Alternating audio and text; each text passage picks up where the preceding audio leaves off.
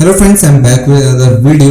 तो इस वीडियो में मैं एक्सप्लेन करूंगा मेरे आज का ट्रेड। तो आज है 24 अप्रैल एंड आज भी मैंने स्टॉक फ्यूचर्स में ट्रेड किया था एंड उसमें बुक किया है 22,000 रुपीज़ इंटरडे में। ठीक है, तो एक्सप्लेन करता हूं मैं आपको मेरे ट्रेड्स, एंट्री, एग्जिट्स, कैसे स्टॉक चूज किया था, क्या मेरी स्ट्रेटजी थी and everything about the trade. ठीक है, अगर आप लोग को ये वाला सीरीज पसंद आ रहा है कि मैं जो भी ट्रेड्स ले रहा हूँ उसको एक्सप्लेन करना, तो प्लीज़ कॉमेंट करके बताइए अगर आप लोग को पसंद आ रहा है तो, और अगर पसंद नहीं आ रहा है तो भी बताइए। I stop making such videos. Okay, profit and loss वाला वीडियोस बनाना हम बंद कर देंगे अगर आप लोगों को अच्छा नहीं लग रहा होगा तो चलिए डायरेक्टली स्क्रीन में चलते हैं एंड लेट्स एक्सप्लेन यू मैंने कैसे ट्रेड लिया था। ठीक है, तो इधर कंप्यूटर स्क्रीन पर आ जाते हैं। हाँ, तो सबसे पहले तो दो अकाउंट है मेरे पास, आप लोगों को मालूम ही है। एक स्टॉक्स एंड ज़रो था, तो इसको एक बार रिफ्रेश कर लेता हूँ। तो लास्ट ट्रेड भी मैंने इसी ज़रोधा में लिया था, है ना। तो टोटल ऑर्डर्स देख लीजिए। सबसे पहले तो 10:05 पे ऑर्डर लिया था मैंने पेट्रोनेट फ्यूचर पर, और इसको मैंने सेल किया है 1 बजे ऑलमोस्ट, है ना, एंड इस प्राइस पर। एंड टाइटन का लिया था 10:20 को, इसको ऑलमोस्ट 2 घंटे में सेल किया था, देख सकते हैं। और अगर इसका प्रॉफिट्स देखेंगे तो पेट्रोनेट में मेरे को टोटल 19,800 का प्रॉफिट हुआ एंड टाइटन का मेरे फ्यूचर में 1,600 रुपये का लॉस हुआ था। ये हो गया एक ट्रेड एक अकाउंट में। सेकंड अकाउंट हो गया गोदरेज प्रॉप में, हम लोग को हुआ 4,500 रुपये का। ठीक है, अगर इसका भी ऑर्डर बुक देखेंगे तो इसमें देख लीजिए एंट्री प्राइस बाय किया था हमने 10:14 पर एंड सेल किया 12:35 पर, इतने रुपये पर। ठीक है, तो अगर दोनों का टोटल करें तो ये कितना हो गया 4,500 यहाँ पर एंड 18,000 यहाँ पर। 18 4 22, वही 22,500। ठीक है, तो चलिए एक्सप्लेन करता हूँ कि मैंने ट्रेड लिया कैसे था। ठीक है, अच्छा ट्रेड लिया कैसे था तो देख लीजिए। सबसे पहले पेट्रोनेट का बताते हैं क्या किया था। तो आप लोग को मेरी स्ट्रेटजी के बारे में मालूम ही होगा ऑलरेडी। अगर जिन लोगों ने उस स्ट्रेटजी का वीडियो नहीं देखा है तो जाइए देखिए, है ना। एफ बेस्ट या फिर बेस्ट एफ मेरी स्ट्रेटजी का नाम है, कि जिसमें सबसे पहले तो हमको देखना होता है कि सपोर्ट, कोई सा भी एक सपोर्ट फॉर्म करना होता है। तो मैंने उसको जनरली उसमें एनालिसिस में आपको बताया ही था। ये हर टाइम फ्रेम पर काम करती है, ये भी चीज़ मैं आपको ऑलरेडी एक्सप्लेन कर चुका हूँ। तो यहाँ पर देख लीजिए, यहाँ पर 1 आवर के टाइम फ्रेम पर मुझे एक ऐसा हॉरिजॉन्टल सपोर्ट दिखाई दिया, और यहाँ पर EMA का भी एक सपोर्ट दिखाई दे रहा है, 2 कन्फर्मेशन। तीसरा कन्फर्मेशन मेरे को दिख रहा है फिब का। यहाँ से अगर मैं फिब लेता हूँ ये ऑलमोस्ट गोल्डन फिब जोन पर आ रहा है, 3 कन्फर्मेशन हो गया। ठीक है, फोर्थ चीज़ मेरे को देखना होता है बुलिश कैंडलस्टिक एंड कोई ट्रैपिंग वाला सिस्टम। तो यहाँ पर आप अगर इस वाले लेवल को देखेंगे ध्यान से, इस लेवल को, तो थोड़ा सा छोटे टाइम फ्रेम पर अगर मैं जाऊँ 15 मिनट पर, तो हमको क्लियरली एक चीज़ दिखाई देगी। यहाँ पर बार बार आ रहा था प्राइस एंड यहाँ से बहुत रैपिड सेलिंग आई थी। ठीक है, ये एक रैपिड सेलिंग था, और ये कब का दिन है, आज ही का दिन है, 24 तारीख का। ठीक है, तो यहाँ पर बहुत ज़्यादा सेलर्स एक्टिव हो गए थे। ठीक, उसके बाद एक बुलिश कैंडल बना यहाँ पर। बुलिश कैंडल बनने के बाद ये कुछ मेरे को प्राइस जैसा दिखने लगा था, और सभी मार्केट में ऐसा चीज़ हो रही थी। ठीक है, तो फिर अगर इसको थोड़ा सा 5 मिनट में अगर मैं जाकर देखूँ तो पहली बात तो 1 घंटे में मेरे को एक चीज़ समझ आ गई थी, मेरा क्राइटेरिया में आ चुका था, सपोर्ट पर आ गया था, फिब पर आ गया था एंड EMA सपोर्ट पर आ गया था। अब मैं बस अपॉर्चुनिटी का वेट कर रहा था कि कैसे भी मेरे को एक बाइंग सिग्नल मिल जाए। तो बहुत छोटे टाइम फ्रेम पर मैं गया वहाँ पर और मैं देखा क्या कुछ भी एक बुलिश स्ट्रक्चर फॉर्म हो रहा है।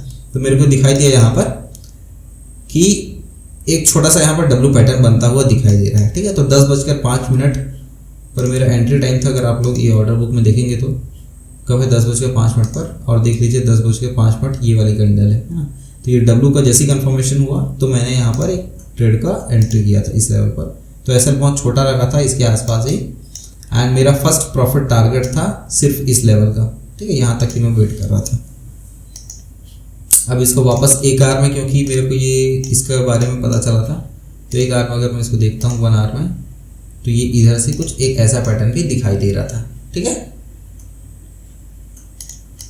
और क्योंकि मैं इसको पोजिशनल भी कर सकता था, लेकिन पोजिशनल करने के मैं मूड में नहीं हूँ। ऑलरेडी मैं आप लोगों को बता ही चुका था प्रीवियस वीडियो में, क्योंकि अभी मार्केट का सेंटीमेंट थोड़ा सा नेगेटिव साइड है एंड क्योंकि हम बाइंग साइड का ट्रेड ले रहे हैं नेगेटिव साइड में, ट्रेंड के अगेंस्ट में, तो ऑब्वियसली ज़्यादा टाइम तक इसको होल्ड करना थोड़ा दिक्कत वाली बात है। ठीक है, तो मैंने इसको एग्जिट कहाँ पर किया एग्जैक्टली उसको भी आप लोग को बता देता हूँ। एग्जिट में कहाँ पर किया था, शुरू में मेरा टारगेट ये था, फिर मैं थोड़ा और इसको देखा होल्ड करके कि अभी भाई ये कंडीशन कर क्या रहा है करके, ठीक है। तो ये प्राइस जो था यहाँ पर एक देखेंगे तो एक छोटा सा इस वाले लेवल पर आया और थोड़ा सा यहाँ पर टाइम पास करने लगा, ठीक है। ब्रेकआउट के बाद थोड़ा सा इनवाइट करने लगा, सेलर्स वगैरह करने लगा। तो एग्जैक्टली मैं इस वाले पर्टिकुलर कैंडल पे क्लोज किया था, जितना मेरे को याद है यहाँ पर मैंने क्लोज किया था। 5 मिनट का एक कैंडल देखकर मैंने क्लोज किया था इसको, इस वाले कैंडल पे, ये रेड कैंडल पे मैंने इसको क्लोज किया था। इस कैंडल पे मेरे क्लोज करने के जस्ट ही बाद एक बड़ा सा मूव भी आया था। अगर उसमें भी मैं बना रहता तो शायद 6-7 हज़ार का प्रॉफिट और एक्स्ट्रा हो जाता है, ठीक है। तो ये था पेट्रोनेट का। और नेक्स्ट एक्सप्लेन करता हूँ। पेट्रोनेट का बता दिया एंड नेक्स्ट उसके साथ मैंने टाइटन पे भी एंट्री लिया था। तो पेट्रोनेट का बेस्ट एंट्री था, टाइटन पे उतना अच्छा एंट्री नहीं था, बट स्टिल मैंने इसमें ट्रेड लिया था, ठीक है। जैसे कि मैं आप लोग को कल ही बता दिया था, मंडे के दिन मैं प्रॉफिट बुक किया था इसमें, ठीक है। ये सेटअप पे यहाँ से बुलिश मोमेंटम कर रहा था, फिर वापस अपने सेटअप को मैं करने की कोशिश किया। सेम सेटअप, एक मोमेंटम आया था और इसकी ज़रूरत नहीं है, हाँ। तो बस जैसे इस सपोर्ट लेवल के आसपास आ रहा था प्राइस, यहाँ आसपास है ना, और ये ईएमए सपोर्ट पर भी हमको दिखाई दे रहा है, ईएमए सपोर्ट के पास भी दिखाई दे रहा था और यहाँ सपोर्ट पे भी था। तो इस पर्टिकुलर बुलिश कैंडल बनने के बाद छोटे टाइम फ्रेम 5 मिनट में इसमें भी मेरे को कुछ कैंडलस्टिक समझ आया था, बुलिश वाला एक छोटा सा डब्ल्यू पैटर्न। तो यहाँ आसपास मैंने एंट्री किया था एंड ये ट्रेंड लाइन पे मुझे एग्जिट करना चाहिए था, लेकिन मैं इसे एग्जिट नहीं कर पाया। और मेरे को लगा कि भाई यहाँ से ब्रेकआउट करके और ऊपर जा सकता है कम से कम इस लेवल तक, तो मेरा मिस्टेक हो गया। और इसका ऐसे तो यहाँ आसपास ही था, तो मैं एग्जिट नहीं कर पाया। और जैसे ये बड़ा रेड कैंडल बना तो इस रेड कैंडल में मैंने एग्जिट किया था, जिसकी वजह से इसमें मेरे को थोड़ा सा छोटा सा लॉस दिखाई दे रहा है आपको 1600 रुपये का, क्योंकि ऑलमोस्ट कॉस्ट टू कॉस्ट हो गया ना। जैसे एंट्री प्राइस के पास बड़ा रेड कैंडल आया तो यहाँ पर एग्जिट किया था। तो ये ट्रेड मेरे फेवर में नहीं है, क्योंकि उतना ज़्यादा सेटअप पे एग्जैक्टली सेटअप पे था भी नहीं इस वजह से। नेक्स्ट ट्रेड मैंने गोदरेज प्रॉप में लिया था, तो इसका भी आप लोगों को दिखा देता हूँ क्या था कि ये तो हमारे सेटअप जैसे ही था, ठीक है। हमारा सेटअप ही था एग्जैक्टली।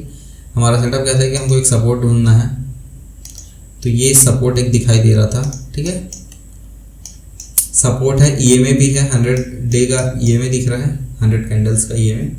तो हमारा जो एग्जैक्ट एंट्री बनता वो एग्जैक्टली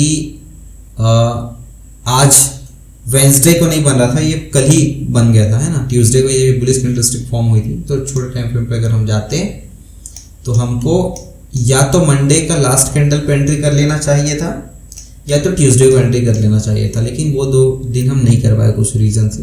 तो मेरे को लगा चलो अभी कर लेते हैं, ठीक है, क्योंकि अभी भी उस लेवल से बहुत ज़्यादा ऊपर नहीं था। हमारा एंट्री या तो यहाँ होता या तो यहाँ होता, तो उससे भी बहुत ज़्यादा ऊपर नहीं था आज के दिन भी। तो एंट्री कर लेते हैं, मैं ऐसा सोचा इसको स्टार्टिंग में। उसके बाद इस ट्रेड में बना हुआ था, कौन सा क्या टाइम था यार, इसका टाइम था ऑलमोस्ट 10:14, ठीक है। तो 10:14 पे देख लेते हैं कहाँ पर प्राइस था हमारा। हाँ, इसी पर्टिकुलर ये फर्स्ट बुलिश कैंडल के बाद ही 10:14 हो रहा है ना, मतलब यार थोड़ा सा, हाँ ये बुलिश कैंडल है, ये बुलिश कैंडल है। इस पर ही मैं एंट्री कर लिया था इस एसएल के साथ, और इसमें मैं जल्दी एग्जिट कर गया। उसका रीज़न यही था कि जब प्राइस इस वाले लेवल पर आया ना, तो यहाँ पे ये रेजिस्ट करने लगा, ठीक है।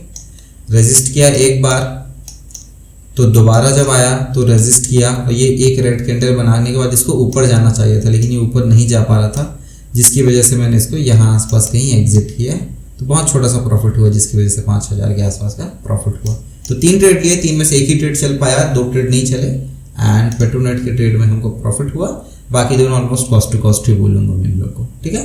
मैं पोजिशनल होल्ड नहीं किया आज के दिन, क्योंकि मैं आपको लास्ट में भी बताया था अभी थोड़ा कंडीशन अच्छा नहीं है, बिरिश मार्केट चल रहा है, जिसकी वजह से हम जल्दी से जल्दी अपना पोजिशंस को एग्जिट कर रहे हैं, ठीक है। दोस्तों यही है फ्यूचर ट्रेड में इसी प्रकार से ट्रेड करता हूँ। तो अगर आप लोग अभी तक अपस्टॉक्स में अकाउंट ओपन नहीं किए हैं, फिर ज़रूरत में अकाउंट ओपन नहीं किए हैं, तो डिस्क्रिप्शन में लिंक है, वहाँ से अकाउंट ओपन कर सकते हैं। ज़रूरत में क्योंकि चार्जेस लगता है यार, opening charges, annual maintenance charges हैं। अपस्टॉक्स में दोनों चीज़ टोटली फ्री है, तो डिस्क्रिप्शन में लिंक है, वहाँ से आप अकाउंट ओपन कर सकते हैं। तो कोई भी आपको life time annual maintenance charges नहीं देने हैं और ना ही कोई अकाउंट ओपनिंग फी देनी है, ठीक है। और मेरा टेलीग्राम चैनल भी है, टेलीग्राम चैनल भी आप फॉलो कर सकते हैं। उसमें मैं ट्रेड्स बता देता हूँ कि ये वाला ट्रेड मेरे को लग रहा है कि ऐसा मूव हो सकता है, तो उसको भी आप लोग देख सकते हैं, ठीक है। एंड ये सीरीज कंटिन्यू रखना है कि नहीं रखना है, कमेंट करके बताइए। अगर ये पसंद आ रहा है तभी रखेंगे, अगर आप लोगों को ये सब ट्रेड एक्सप्लेनेशन मज़ा नहीं आ रहा है तो कोई बात नहीं, ऐसे वीडियोस नहीं बनाएंगे, ठीक है। तो चलिए मिलता हूँ आपसे नेक्स्ट वीडियो में, तब तक के लिए thank you so much, bye.